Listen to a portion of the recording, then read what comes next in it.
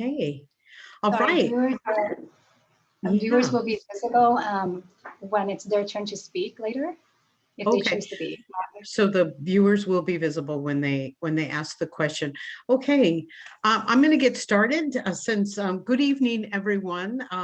My name is Adele Andrade-Stadler, Councilwoman for the 5th District. I want to thank you all for attending the first virtual town hall meeting on Alhambra's housing needs. Our consultant, Mr. Chris Blakeney, will give us a bit of an overview of the regional housing needs assessment and how it relates to our housing element. And we will have a nice discussion, and there will be opportunities for questions. I did want to just simply start by giving you a little bit of background. Since 1969, California has required local governments, cities, and counties to meet the housing needs of everyone in the community. Our general plan is our blueprint for that, and how it develops utilizes 7 elements: land use, transportation, conservation, noise, open space, safety, and of course, housing.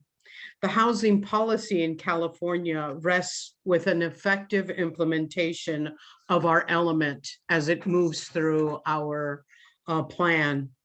And it provides an analysis of the community's needs, as I mentioned. It is also subject to detailed statutory requirements and mandatory review and approval by a state agency. The process is an update of the previous element. Also, the next point is a submission of a draft to the HCD for review and approval.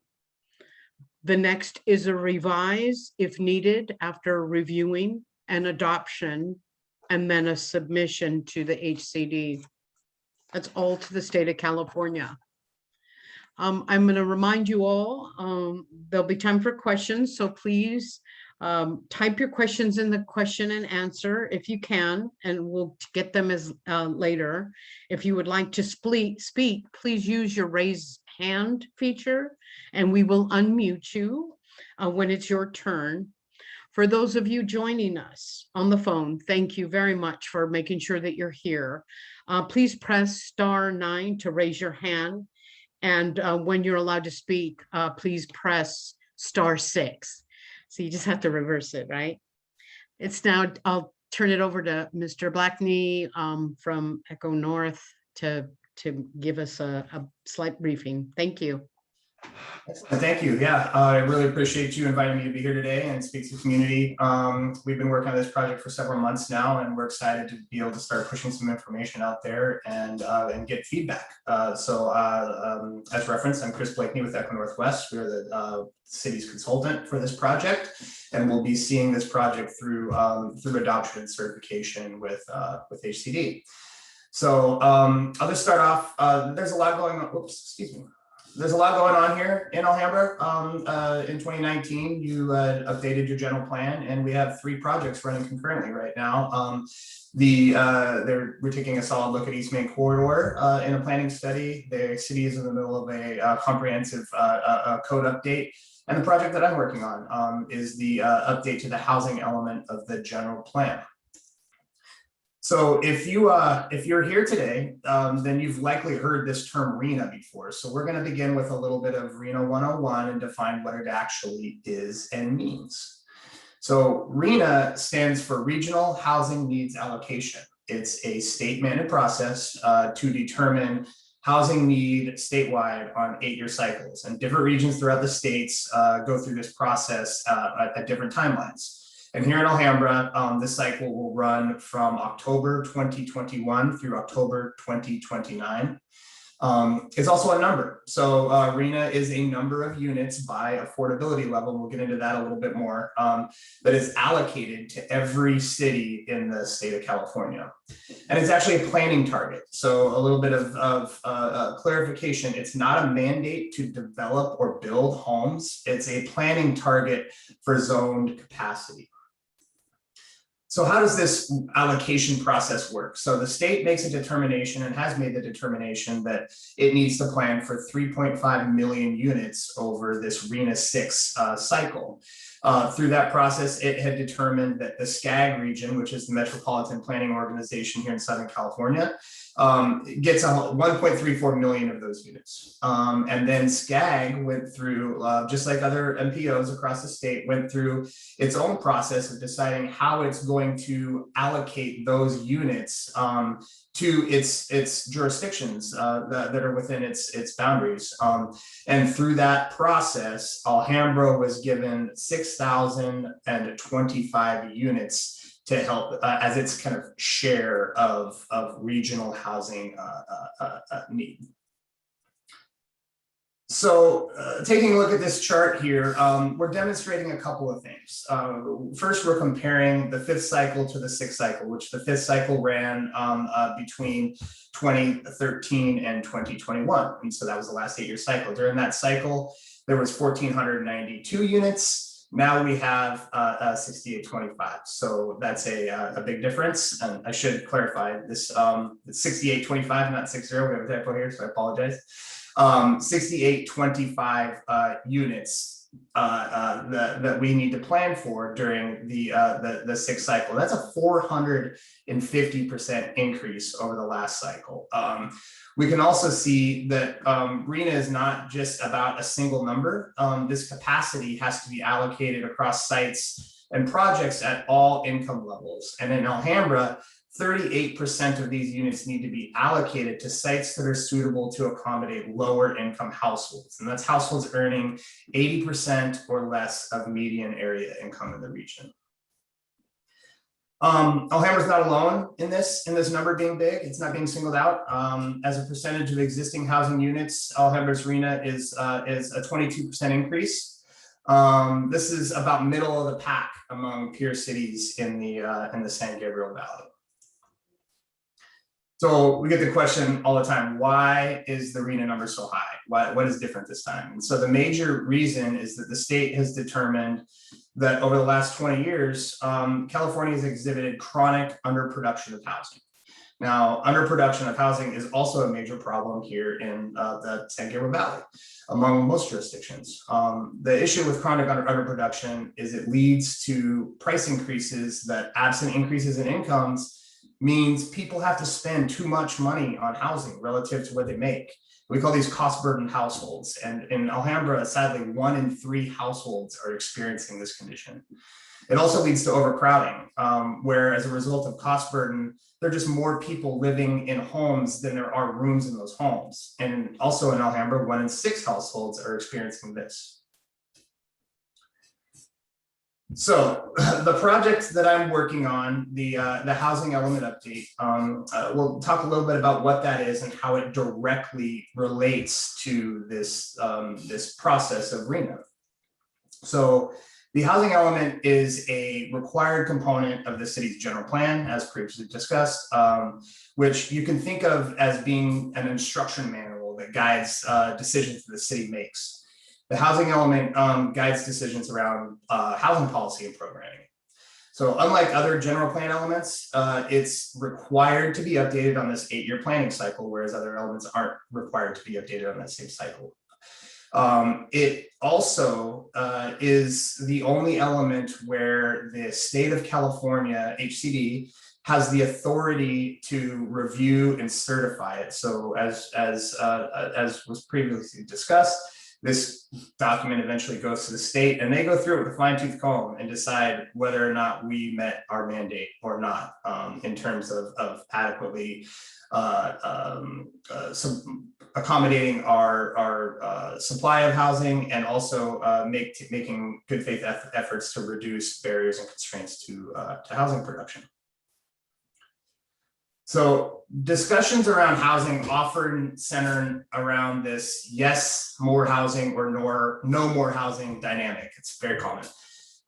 When we talk about the housing element, it's important to understand that this is not that. This is not an exercise in yes or no. In fact, the actual amount of housing has been determined to a concrete number on our behalf. So the housing element helps the city determine where this housing should go, what type of housing is suitable for the community, and how the city can plan for meeting that mandate in that capacity. So briefly, the different components of a housing element. There's a good amount of analysis that goes into it. The first piece is into understanding housing needs. So what is needed in the community across categories, housing to accommodate seniors or persons with disabilities, farm worker housing, all different ranges of need that could be prevalent in the community. It also takes a really hard look at constraints in both governmental and non-governmental areas that could be limiting housing production. Things like are fees very high, or are development standards restrictive and creating a burden on development. It also creates a site-by-site inventory of sites in the community that cumulatively need to have zone capacity to meet the planning targets. And so we are going through this process now of identifying vacant, non-vacant sites to meet that mandate. And it's on a parcel-by-parcel basis. New law requires the city to actually include that inventory and give it to the state with specific data attached to it, so that that database can be used to help promote sites and development within every community in the state. As I alluded to previously, it's also worth referencing again, RHNA and the housing element do not pose a mandate for development, for actually building homes. But the intent of the process is that by removing these barriers to development, by providing adequate sites and instituting policies and programs that are supportive of housing development, the market should be able to function correctly to deliver housing where it is needed and where there is market demand for it. So what happens when we say no? If the city says, well, this is too big of a mandate, it's going to require too much change in the community, we don't want to do it.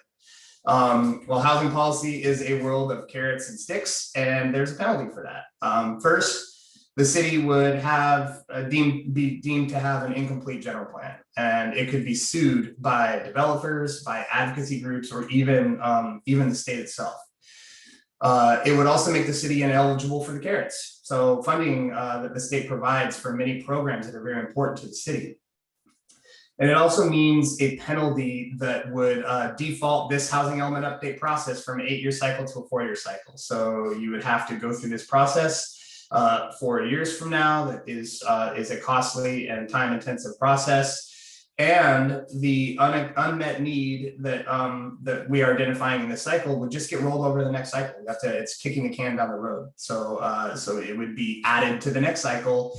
And the magnitude of our mandate would be that much larger. So not good to not do what you're asked to do by the state. So that brings us to where we are today. So Chris, I have a quick comment or question.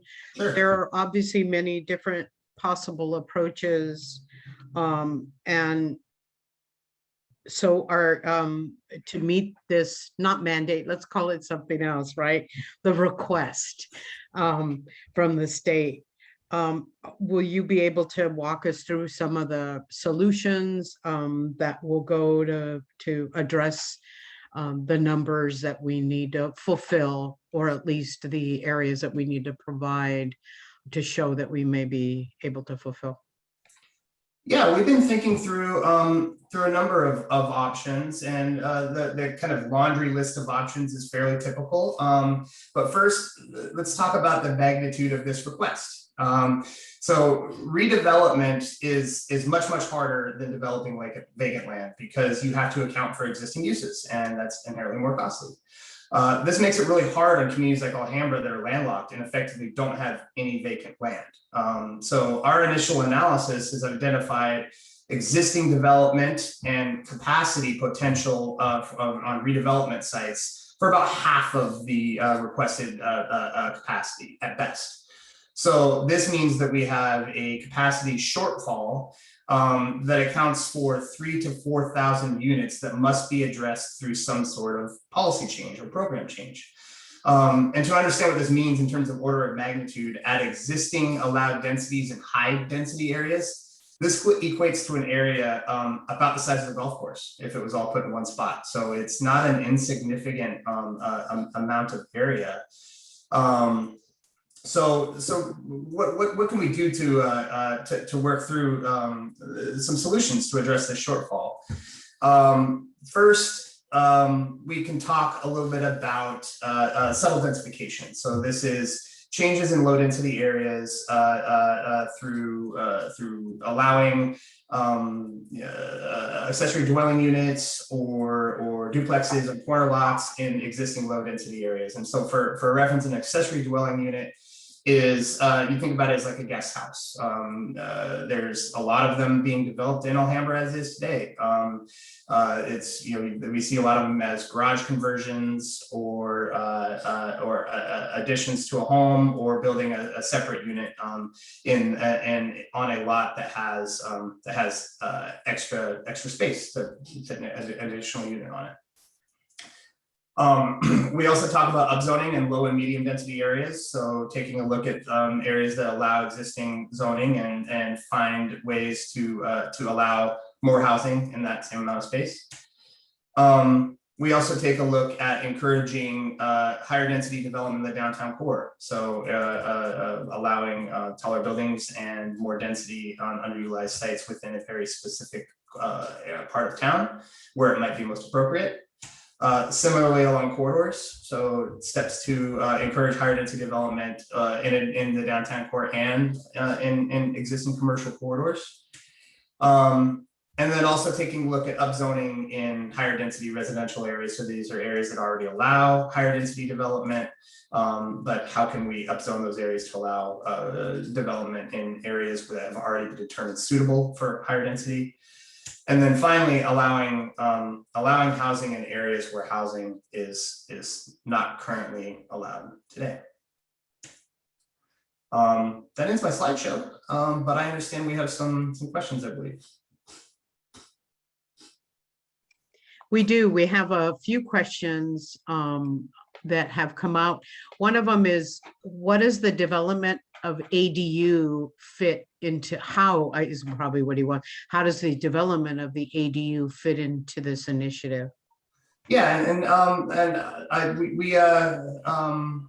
yes. So ADU fits into this concept of subtle densification. So for context, ADUs are currently allowed throughout the city in areas of the city by state law, and they are being developed in Alhambra today. So ADUs are certainly, and I think we have a poll that we're going to put up that also addresses some questions around ADUs. But to this question specifically, the city is looking into how ADUs can be a strategy to accommodate a portion of its RHNA through a more subtle form of densification.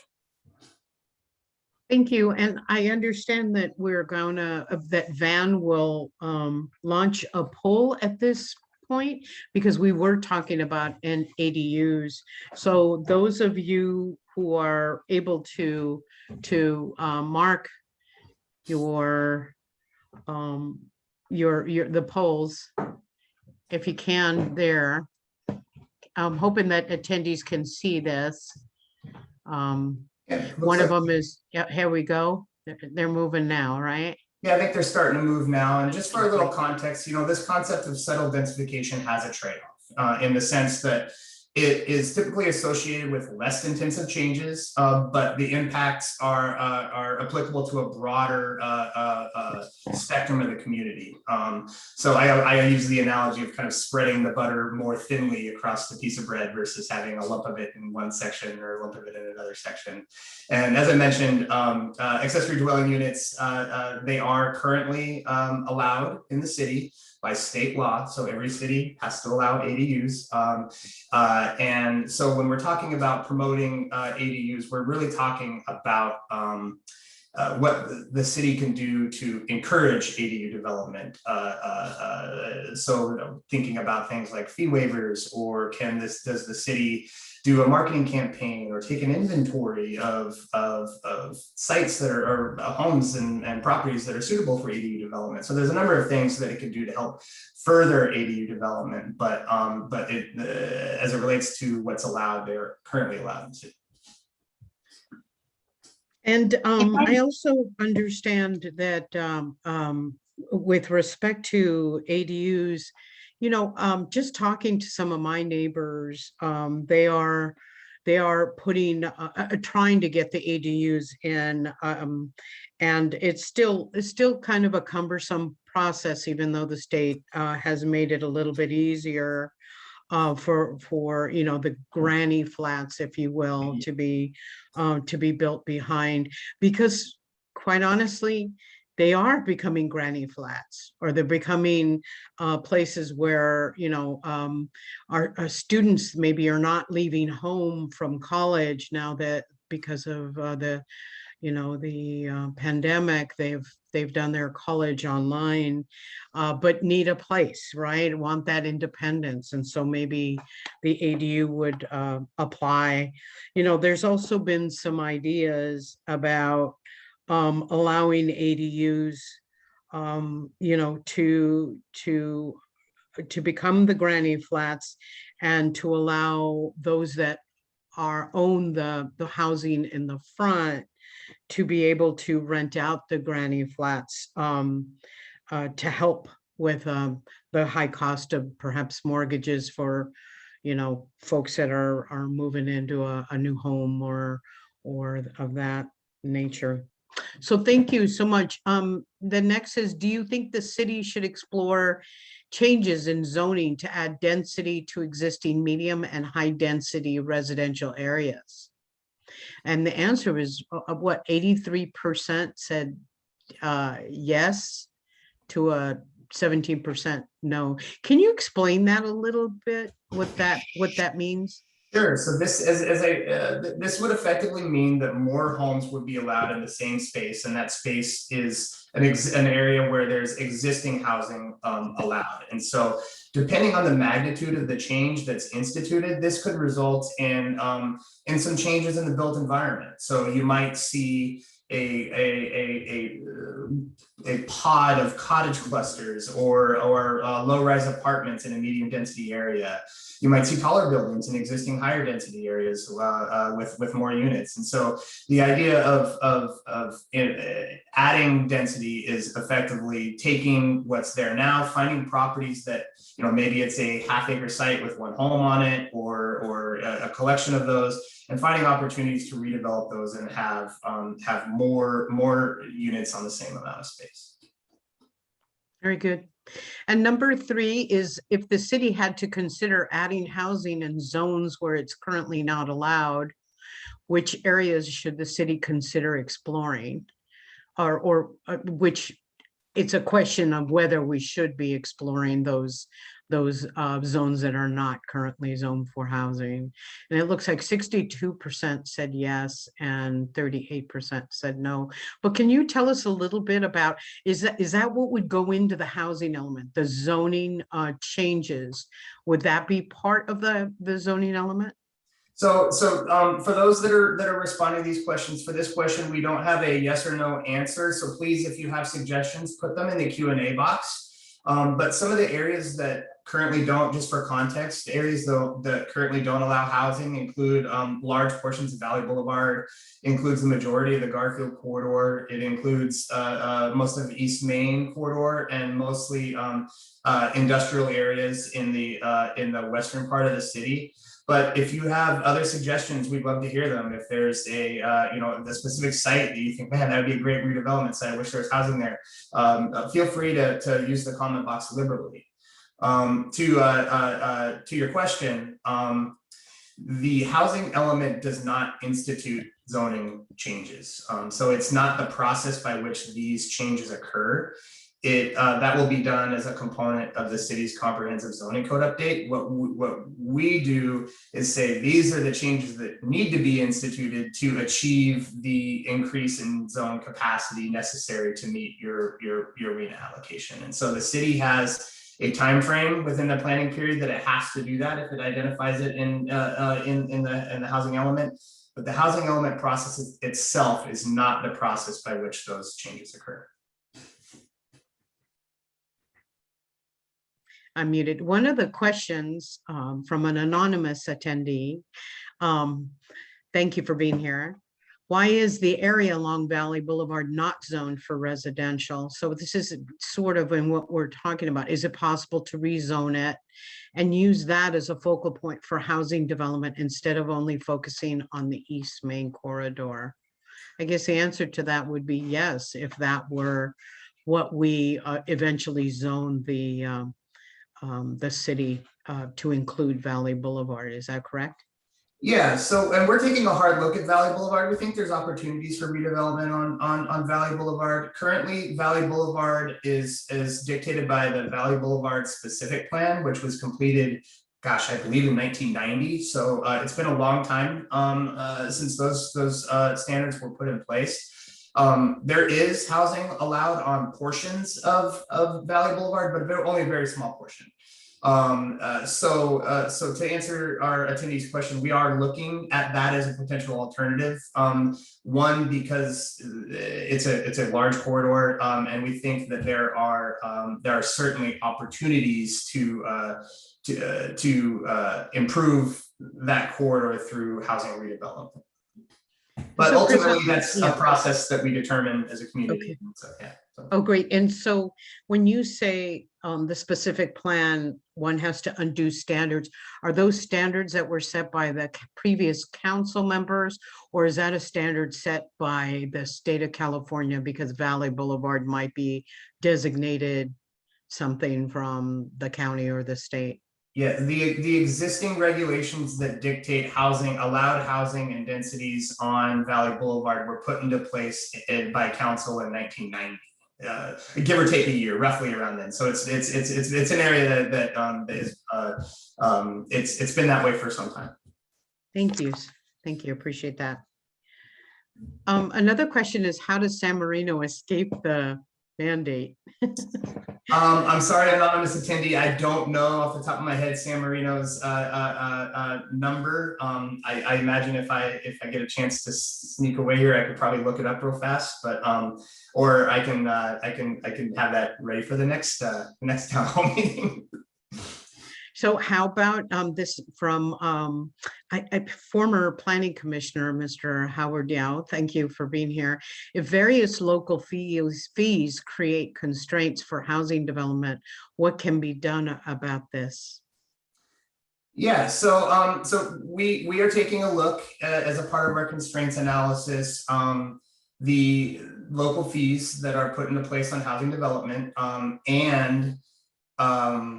and we are effectively benchmarking that with respect to peers in the market. So we're comparing those fees to other communities to see if they're out of line, see if there's anything that is out of whack there in terms of being too high or too low. I'm not part of the process, but I do understand the city is potentially looking into doing a fee study to recalibrate its fees, but I don't have any more information on that other than I've heard that might be happening. Would the fee studies be part of changes or study need to be before we have the housing element go out? Is it part of the housing element? No. So the extent to which it would be involved in, it would be included in the housing element is if we made the determination that fees could be potentially high and be precluding development, then we would make a recommendation in the housing element that the city explore that further and address its fee structure. Thank you. Sorry to interrupt, but Mr. Howard Yao also has his hands raised, so I'll go ahead and unmute him. Okay.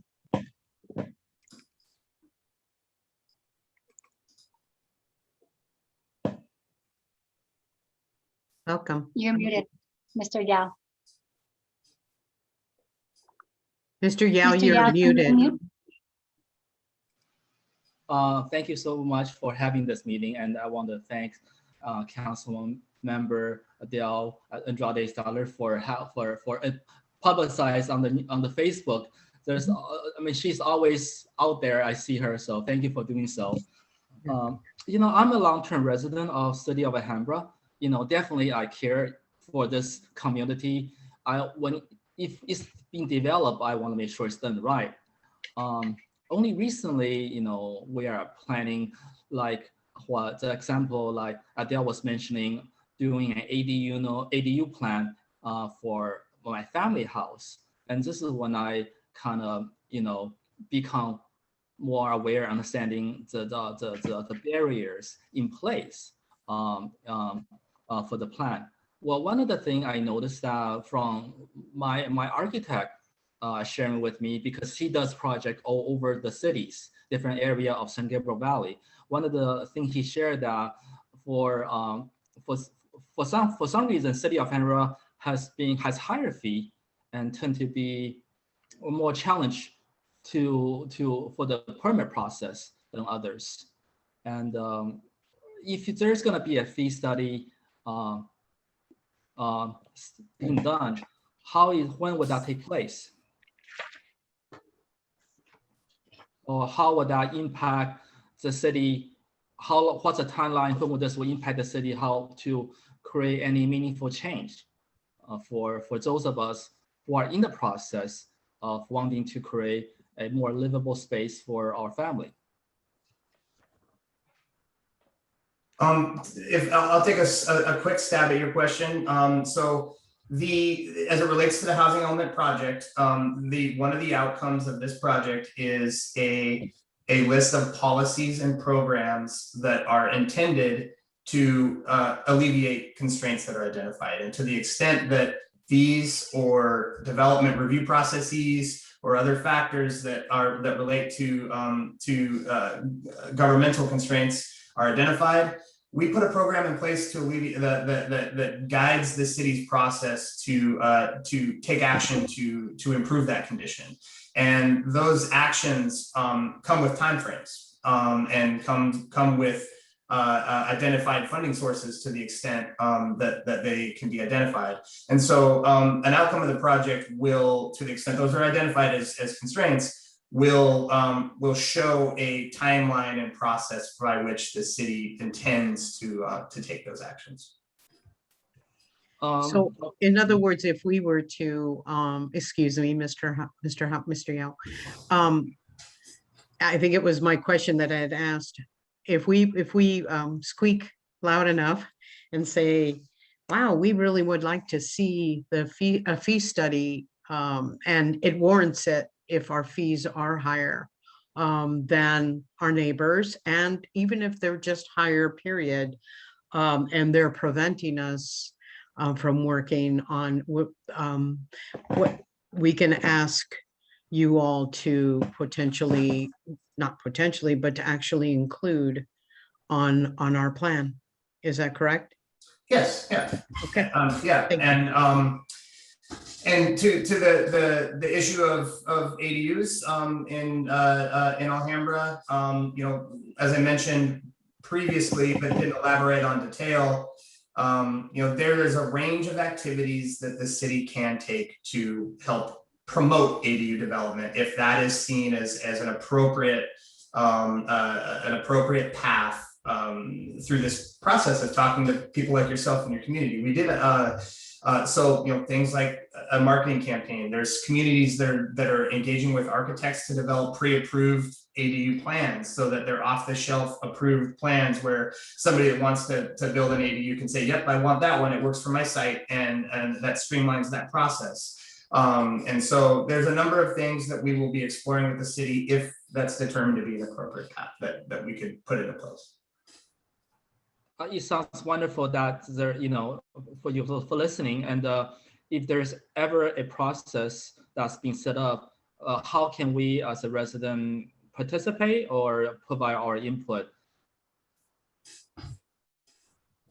So as it relates to this process, which I think is a great question for us to touch on, we've you're gonna have plenty of opportunities here to comment on this project, on the housing element project. So we're doing, I think this is the first of 5 town halls that we're going to be doing over the next 2 weeks to engage with folks like yourself.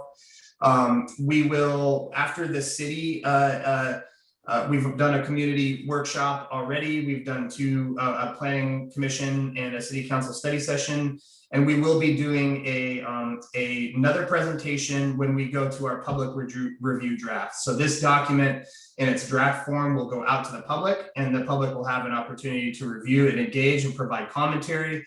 Then we will have a round of revisions that will be responsive to what we learned throughout that process. Then the document goes to HCD, and HCD gets its first crack at deciding whether or not we did our job and address constraints and met our mandate or met our capacity numbers. And then at that process, then it will move to adoption in the city. Then you'll have an additional opportunity to be a part of the adoption process. Okay. No, thank you. Thank you for listening, and thank you for listening to my concern about the accessibility and affordability about housing issue at the city. I guess for someone like some people in the who attended this meeting, obviously, this process can last over years of when you do a thorough study like this or a recommendation. What can be done? Like said, like I'm in the middle of my permit process, or what can be done for people in our insurance situation who are kind of stuck and looking for a solution. And I know this process can be a promising sign of the change to come, but what can be done for people who are in the process right now? So what I'm hearing is that, first of all, I don't want to blame it all on the pandemic, but it has been, I will tell you that it's been harder to get folks in line applying for permits. And then we went completely online, which I hope has helped our community at least apply for things a little bit more efficiently via online. And then what I envision, Mr. Yao, is some sort of a checkoff list, you know, because there's also some questions about, are neighbors allowed to comment on somebody who is putting an ADU in? So that to me tells me, how close are you to the neighbor? Not you specifically, but how that ADU will affect neighbors, or will affect site, or will affect, if I think the parking, you know, there's like a number of things. So I envision us being able to do some sort of a checkoff list where we can get through some of these things that are pretty easy to be done, and maybe that'll help it make it a little more efficient. I know that's simplifying things. There are a lot of things that go into these plans, but I also know there's a lot of concerns about prolific building of the ADUs, and we have to be cautious about how that affects our neighbors, but at the same time, be efficient about supplying that extra housing for our families. Exactly. So we definitely will be looking in on that, Mr. Yao. Thank you. I know that you are not the only one who is asking a lot of questions about our ADUs. So thank you. Moving along, I think I'd like to ask, someone anonymous asks, do you think the city should explore a housing trust for creating affordable housing? I'm concerned that for-profit companies will not create affordable housing since it's not profitable for them. I don't want to call our in lieu a trust, but somewhat our in lieu from our IHO is set aside dollars for affordable housing that may help. But I know there's other cities that are providing housing trusts. Have you heard about that? About Chris, have you heard about other cities creating housing trusts? Yeah, they're actually becoming increasingly common in California. I'm working on one in the city of Bakersfield right now. And so part of this is a function of the shifting funding environment at the state. The permanent local housing fund, people are taking that and using it to create affordable housing trust funds. So it's a permanent fund that goes to jurisdictions to promote housing. People are combining that with their in lieu fees, with philanthropy, with other funding sources to develop affordable housing trust funds, and it remains to be seen how effective they are. They're not new, but they're becoming increasingly common in California. Thank you. Van, do we have anybody else who is on the line who has raised their hand who would like to speak, or should we continue with the questions online? You can continue. No one else is raising their hands. Thank you so much. So, one of our neighbors has asked, when you do add more density, what do you do with additional vehicles? I'm not sure, Chris, if that's something you can answer, but I do know that the request or the requirement for us to build build in much greater numbers means that it increases the number of cars on the road. Are you seeing that as a, or do you know how we can resolve some of those issues? Yeah, you know, as it relates to development parking, as somebody that's done a lot of work on behalf of developers in my past, parking is what makes development really, really difficult. And as it stands today, the city has parking requirements where there is a stall per unit or a ratio of stalls per unit to accommodate parking. So parking is a necessary aspect of development, but it's also inclusive of development. One of the strategies that many communities are looking at is concentrating development along transit corridors and reducing their parking standards so that people have an opportunity to utilize transit more effectively. That's actually one of the criteria that went into the allocation process that led to Alhambra's number. So yes, it's parking is always a challenge, both in terms of development and the impact that it has when you have too much density in one space. Great. So someone's giving us some great ideas here, Chris. The golf course is proposed, and the entertainment area on Valley from Almanzar and New Avenue has very deep lots. So I guess when we send up our our whatever it is, our what are they, drones, to go take a look at where our sites are, we can look over in that area. So thank you for that comment.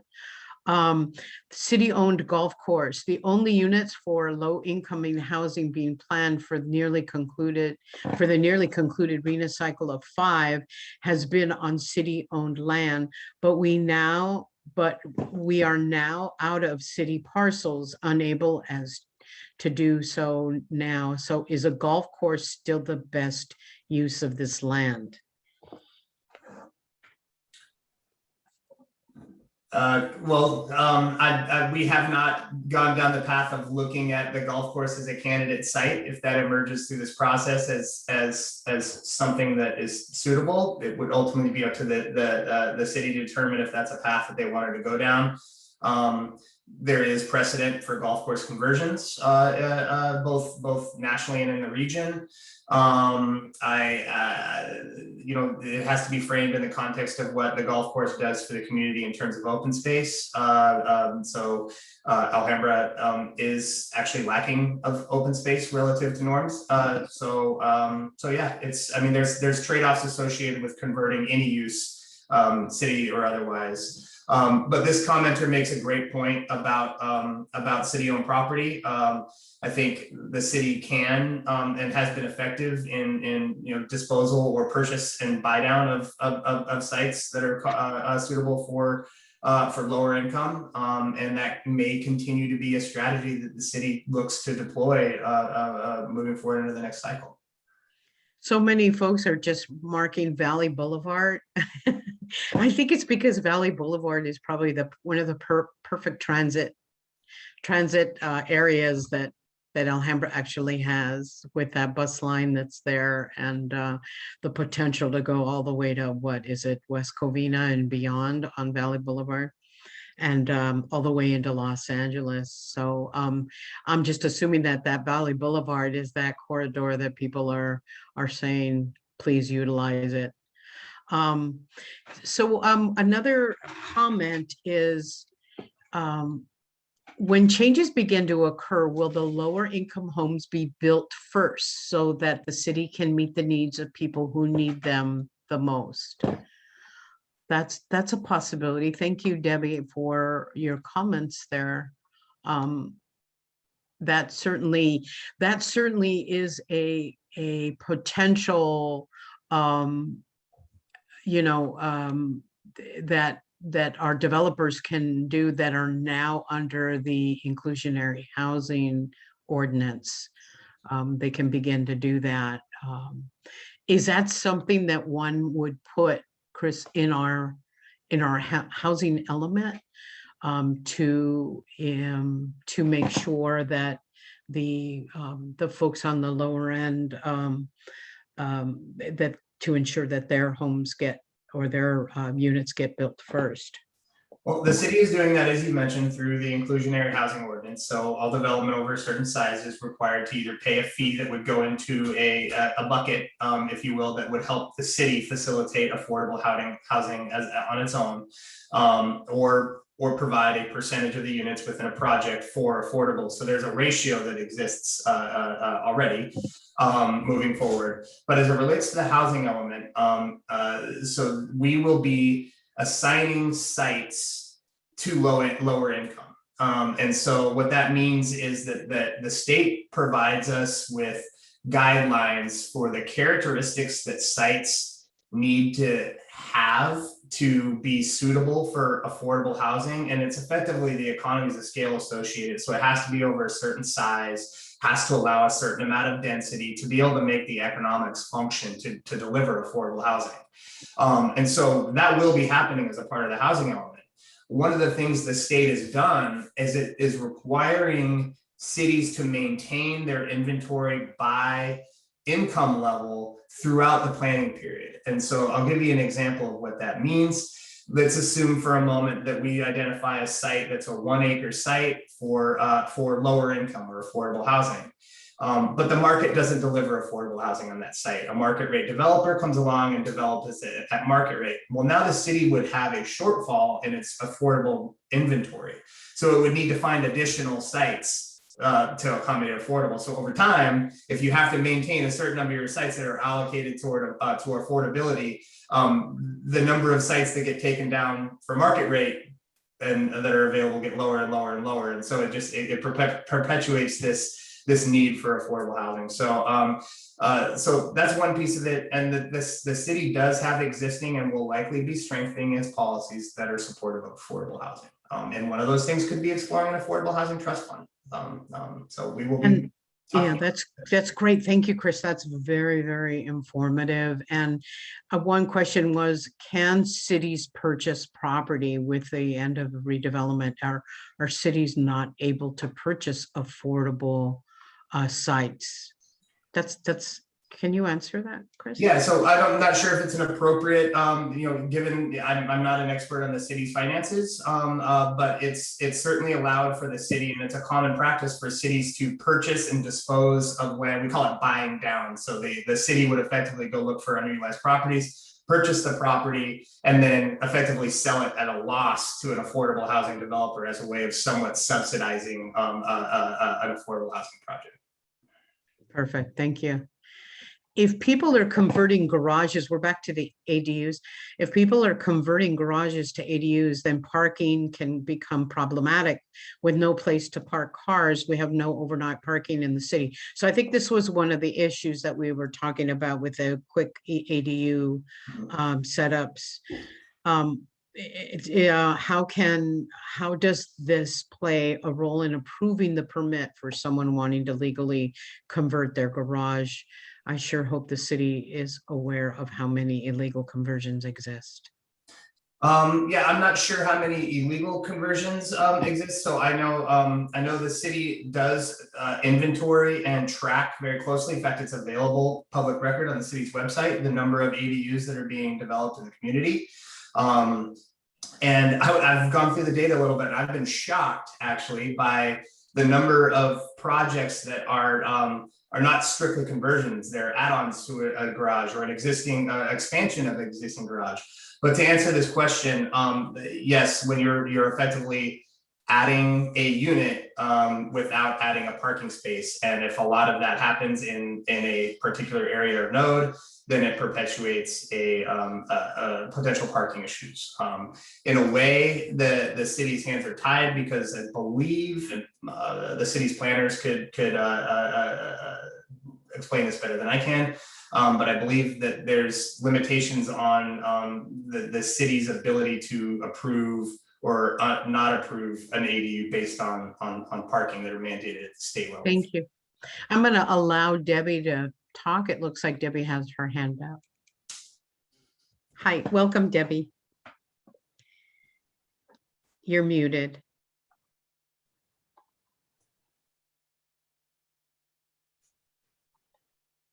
Debbie, are you still there?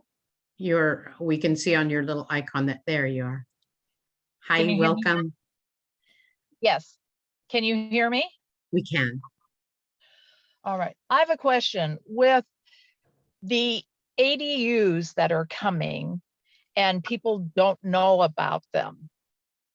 But are people aware that with so many ADUs coming that are undocumented and stuff, but they don't need a gas line. They can have propane tanks. And so how are these being documented that this is done appropriately? And I mean, to have a propane tank in an ADU and it's not taken care of appropriately, explosions that can affect not only the home, people that live on that lot, but next doors. But the language that you guys use is so complicated for everyday people like me. I get lost in the conversation because I don't understand how you're explaining things. So those are a couple things that in this, it's interesting. I'm here. I don't even live in your city, but I live right next to Alhambra, and I see problems with building condominiums right now that affects your residents and my residents. And we need to understand this better. Thank you, Debbie. Is anyone else want to raise their hand? Otherwise, let's see these. Let me see if I can do these questions. There's a couple more hands raised. There's Henry, and there's also Mr. Howard Yao again. We can take Henry since he hasn't spoken yet. Yes. Okay. Somehow I don't see them. Hold on one sec. Okay, they just popped up, huh? I'm gonna look for you, Henry. Hold on one second. He's unmuted. You should be good to go. Hi, Henry. Hi, Adele. My concern is, it's the cars. My mother-in-law lives in City Terrace, and it's like congested where the vehicles, they're even parking on the corners. So and I believe that a lot of the units are garage conversions. So I understand that we have to build, but is there going to be a tracking mechanism for all of this? Because as it is right now, we have like a parking, a transportation problem of, it takes us forever to get from one end of our city to the other. And then the neighboring cities use Fremont Avenue as a thoroughfare to get onto the 10 freeway. So we're gonna add more vehicles and more housing to an already impacted little tiny city. Yeah. So There's how no doubt, Henry, there's no doubt. And I think that I'm not trying to say that Valley Boulevard is something that's going to save us, but I think to some degree, it's easier to move traffic from Valley Boulevard, certainly both east and west.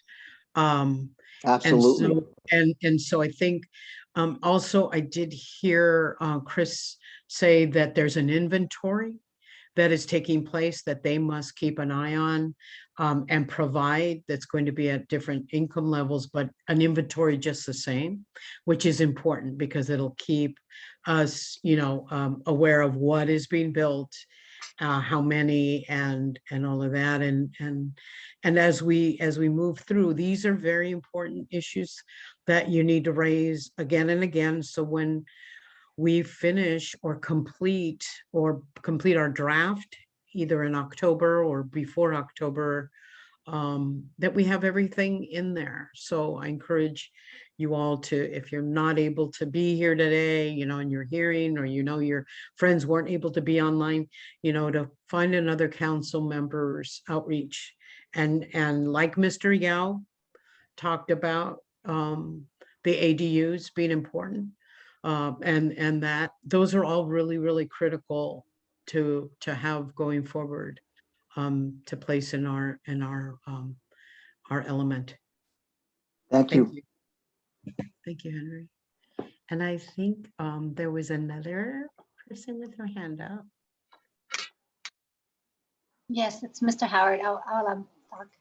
Okay, thanks. Hi, Mr. Yao. Hi, I just, responding to the comments from the previous attendees. I want to say this. I mean, as a long-term resident of the city of Alhambra, I have seen the city transform. The ministry was dead when in the 80s. There's nothing there. And now it has become a destination from people outside the area come to visit, people gather. And I see that as a sign of prosperity and somehow that bring, kind of a pride to myself when I see a city somewhere people want to come to. So it would be nice to create, I like the way our city has been developed. If we can do the same thing for Valley, that will be even wonderful. But but for some reason too, parking situation can be managed. And I think the city has a fee for overnight parking and tracking system, and that's good. And I park my car in the driveway or in my garage. So I know the concern, but that's something in planning in your consideration. We want to make Alhambra a place where people want to come to enjoy themselves and also being safe at the same time. Having the attitude that, oh yeah, we want just to be an area where we sleep and no one can come to our area, I don't think that's the right path for the city of Alhambra. Thank you. Thank you so much. And we are winding up here. I just wanted to sort of express a few things that I think that have happened. And thank you, Mr. Gale, for bringing that up. The inclusionary zoning policies, which we have in place, they're restricted affordability within the market rate developments, and they also can influence improved educational opportunities for lower income children. There's a Rand Corporation study that found, compared to other affordable housing programs, that the inclusionary housing affordable programs provided recipients with greater access to low poverty neighborhoods, which are often correlated with higher performing schools. So in 2007, Dowell, Myers, and Sung Ho Roo, the housing market was fueled by the baby boom generation who entered the home buying market in the 1970s. Some of us were aware and were there back then. Due to declines in population growth, when the baby boomers sell off begins in approximately 2020, a smaller generation of prospective home buyers will enter the market. When the bulk of baby boomers approach 70s and 80s and want to sell out their single homes, the demand and the capacity for Generation X and Y to purchase those homes will be softened home prices. This demographic phenomenon has been dubbed as the silver tsunami or the next housing bust. We must be prepared for our younger generations who are burdened by college debt and impacted their desire and their ability to purchase a home. These circumstances underscore the need to take advantage of the opportunities to educate and develop the skills of our youth.